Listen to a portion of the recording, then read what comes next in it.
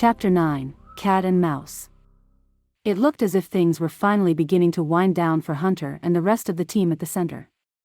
They had all been working steadily for nearly 24 hours, and were in need of a break. The remaining work to be done was now placed into other, perhaps more capable hands as more experts had been brought in to work at the center from all over the country. Hunter, Stevens, and Drake were in the cafeteria finishing their brunch, when they saw Colonel Schmidt walk in. Well, look who's here, haven't seen you all morning.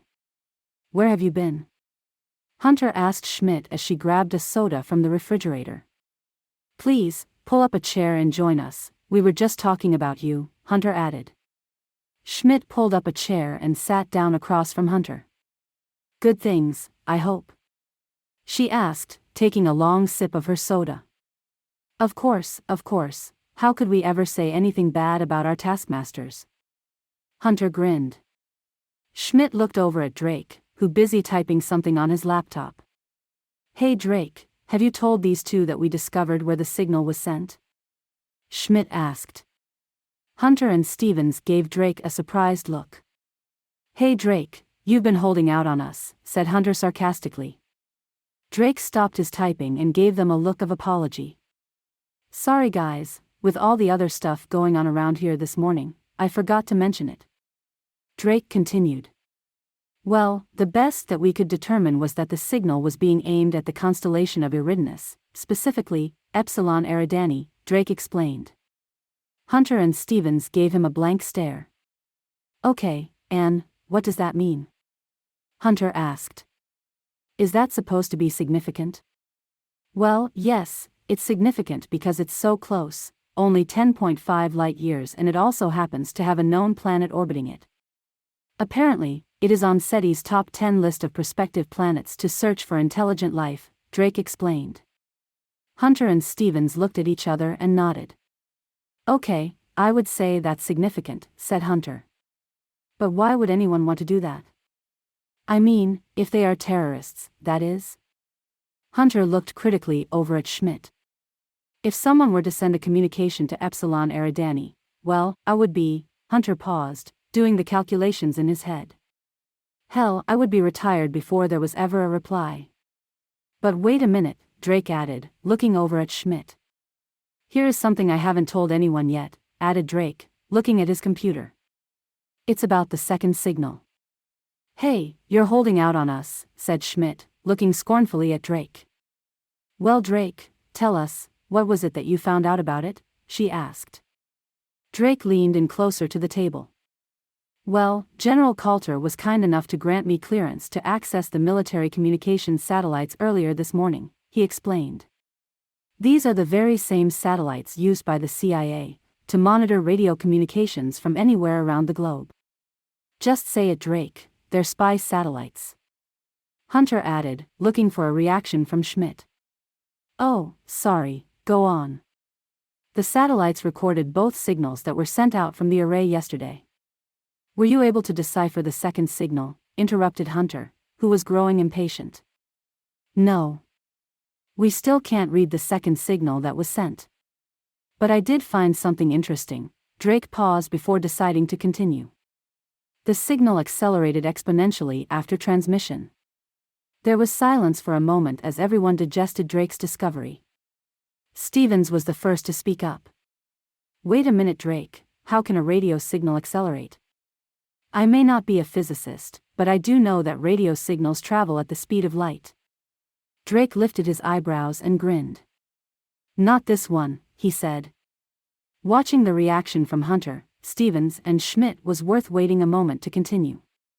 I had some of the NASA guys in the operations center help me with the calculations, and we calculated that the signal that was sent out yesterday from here would have reached Epsilon Eridani in approximately 14 hours, 19 minutes and 32 seconds, roughly, he smiled. Schmidt was the first to break the silence. So, whoever sent that signal must fully expect someone to be able to receive it, Schmidt mumbled. Hunter looked quizzically at Drake, then Schmidt and Stevens, then back to Drake again. Drake, what are you getting at? Hunter suddenly had an expression of revelation on his face. Oh, my. You got it. And there is one other thing we need to think about, Drake added. What's that? Everyone asked in unison. What are we going to do if, or when, they answer back? Rodney, Grandpa JJ and Alex had finally finished loading up the pickup truck with tackle boxes, chairs and fishing poles and were ready to go. Alex cautiously watched the two men in the sedan as they followed them home from the river, parking a discreet distance from the house. For a while there, it seemed they had given up and left, only to return again an hour or two later. Trying to be nonchalant about it, he and Rodney continued to keep an eye on the two while they continued loading the pickup. Alex helped Rodney load the last of the chairs and the ice chest into the truck. Well, I think that about does it, said Alex. You want me to round up the kids? Nah, I got it. I'll go in and let them all know we are ready to go, Rodney offered, looking down at his watch. We better get moving too, I guess. It's getting late and the fish bite best just around sunset. Rodney walked back up to the house and went inside. Hey Pop, how are you doing? Ready to go catch some fish? Alex asked. Sure am. I got to show you boys that the old man hasn't lost his touch. Grandpa JJ teased. You remember when I used to take you and Rodney down to Elephant Butte to go fishing for stripers? Grandpa JJ looked over at Alex as he inspected one of the tackle boxes. Sure do, Pop, how could I forget? Remember when I landed that 21-pounder when Jake Glitch took us out trolling in his boat? How old was I? Alex thought, must have been about little Jimmy's age, huh? Alex chuckled at the thought. Suddenly he and JJ laughed at the same time, and then turned looking at each other. Hey Pop, you remember when? Alex started laughing. Grandpa JJ finished his thought. Oh yeah, when Rodney landed that huge fish that pulled him into the water. Grandpa JJ began laughing himself as well. How could I ever forget that? He was about, 9 or 10 years old at the time. It scared him half to death. His eyes were as huge as saucers when we pulled him out of the water. I was real surprised he ever wanted to go back again, but he did. Grandpa JJ added. Yeah, I think we all decided that Rodney must have had a huge catfish on the other end of his line if I remember right. He looked at Grandpa JJ. It's a good thing Grandma wasn't with us, huh Pop? Grandpa JJ agreed. Oh yeah, Carolyn would have had a fit. I didn't make you kids wear your life vests in those days. Your grandma didn't like boats at all, you knew that, didn't you? Grandpa JJ explained. She never did. She couldn't swim, she didn't know how, and never wanted to learn either, bless her heart. Grandpa JJ recalled.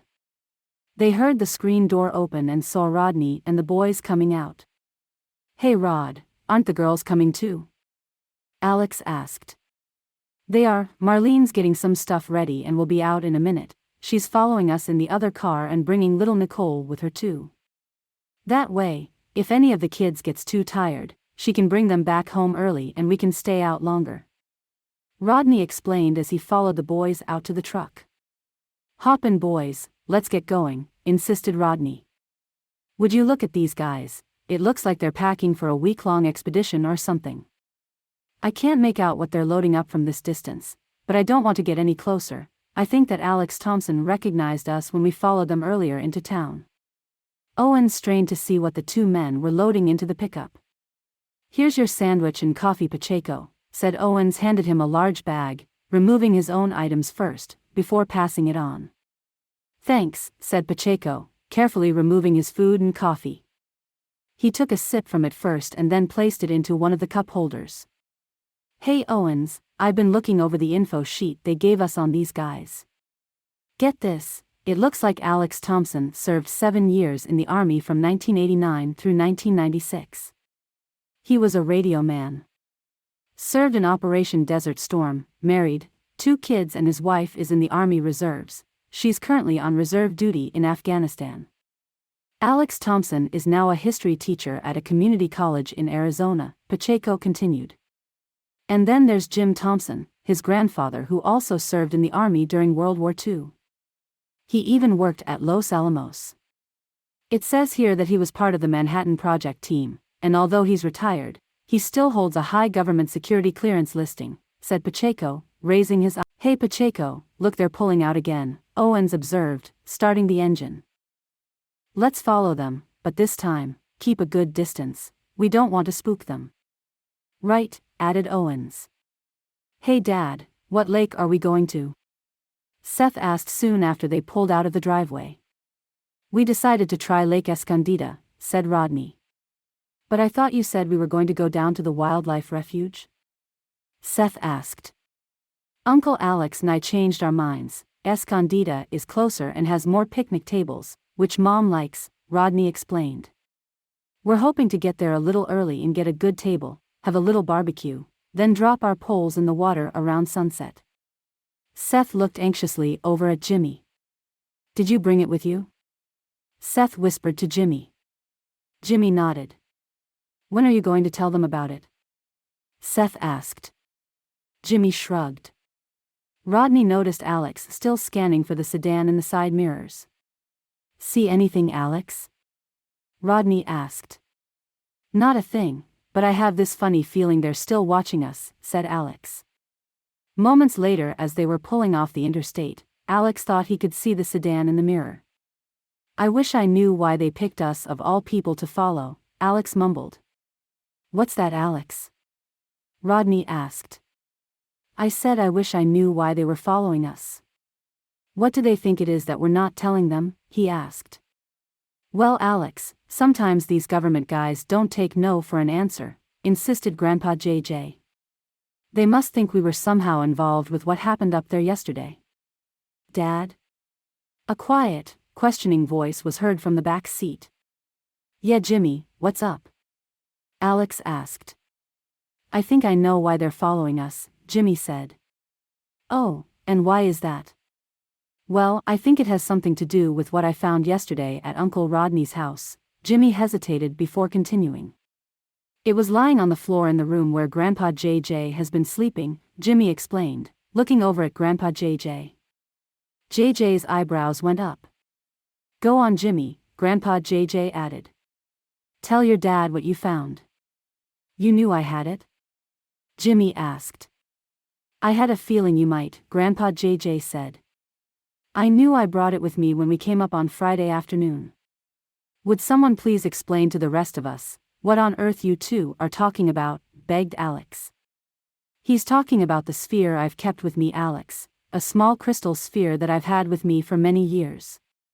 It was given to me many years ago, as a Grandpa JJ stopped briefly at a loss for words. Jimmy finished for him.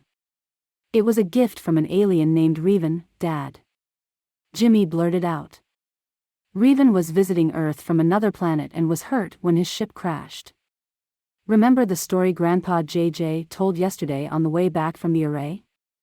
Jimmy continued. Reevan was the one who gave Grandpa JJ the sphere, Jimmy explained. There, that was it. It was out, finally. For better or worse, it was now out in the open, he thought. Alex and Rodney gave each other a nervous look. Pull over to the side of the road a minute, Rodney. Alex suggested. Rodney found a spot near the road to pull over. How's this? He asked. Right here will be fine, said Alex. Looking in the side mirror, he saw Marlene's car pulling over behind them, no doubt curious as to why they were suddenly pulling over. He turned around in his seat to get a better look for the FBI sedan but could not see them anywhere. Just as well, he thought. Hey Alex, I'll call Marlene and the girls to let them know we're okay. Rodney said, pulling out his cell phone. As soon as Rodney's pickup came to a stop, Alex turned around again and gave Jimmy and Grandpa JJ a look of utter disbelief. Okay, you two, start talking, I want to know what is going on. Show your dad the sphere, Jimmy, Seth suggested. Jimmy reached into his backpack to take out the sphere, but paused before he took it out, looking at Seth and then Grandpa JJ. Dad, I'm not sure about this, he said, looking again at Grandpa JJ.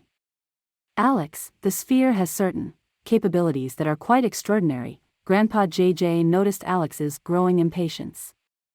Go on, Jimmy, show your dad the sphere, he insisted. Rodney finished his phone call to Marlene and the girls, then turned around to watch as Jimmy slowly pulled it out of his backpack and held it up so everyone could see it.